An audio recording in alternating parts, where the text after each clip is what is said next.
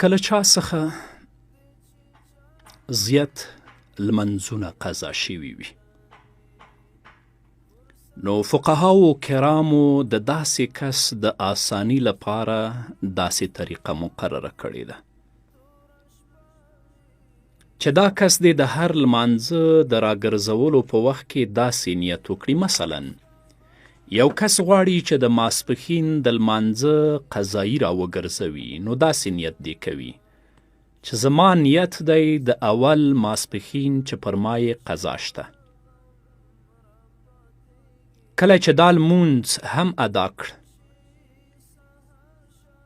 اوس غواړي چې بل قضا شوی لمونځ د ماسپښین راوګرځوي، د هغه سره دې هم داسې نیت وکړي چې زما نیت دی د اول ماسپښین چې پر ما یې قضایي شته، نو ټول قضایي لمنځونه دې پر دغه طریقه راوګرځوي.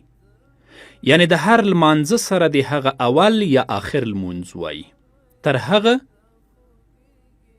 پورې د دا قضایي لمنځونه کوي چې غالب ګمان شي چې اوس نو زما لمنځونه پوره شول، یا یقین شو چې اوس نو پوره شول. مثلا ستانه 10 منځونه د سهار قضا شوي، اول، دویم، دریم، څلورم، آخر. همدارنګه د ماسپښین، د مازیګر، د ماښام او د ماسخوتن. نو ستا په ذهن کې خو به یي چې زما څخه څومره منځونه قضا شوي دي، هغه په خپل ذهن کې ونیسه او د هر لمانځه قضایي راوړه. البته قضایي صرف د فرضو شته، د سنتو نشته، او د ماسخوتن په مانځه کې به د وترو قضایي هم راوړي. دا مسئله علامه ابن نجیم مصری په بحر رایق کې په 2م جلد کې په 80مه صفحه کې په پوره تفصیل سره څیړلې ده. او د 2مې پوښتنې په ځواب کې دې باید ووایم، ستاسو د کاکا کمې لور ته چې ستا مور شیدې ورکړي دي، هغه ستاسو ټولو لپاره خور ده، یعنی هغې سره د ستاسو یو ورور هم نکاح نشي کولی، هغه ستاسو د رضایي خور ده. اما که د کاکا هغه لور دې نورې خویندې ولري، هغو سره ستاسو نکاح کیږي، شرعي ستونزه په دې کې نشته دی. او د 3مې پوښتنې په ځواب کې دې باید ووایم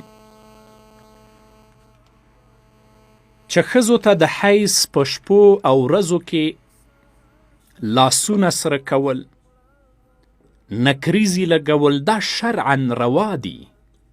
همدارنګه د سر ګمنځول، او دا خیال قطعا او یقینا غلط دی چې د سرو لاسونو سره بیا د میاشتنۍ مریضي وروسته لمونځ نه دی صحیح. دا مسئله فتاوای هندیې په 5م جلد کې 359 صفحه کې په پوره تفصیل سره لیکلي.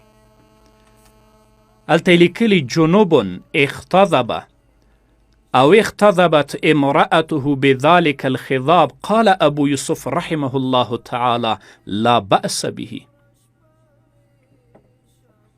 ولا تصلي فيه وإن كان الجنوب قد غسل موضع الخضاب فلا بأس بأن تصلي فيه كذا في فتاوى قاضي خان. حوالم په قاضي خان باندې ورکي.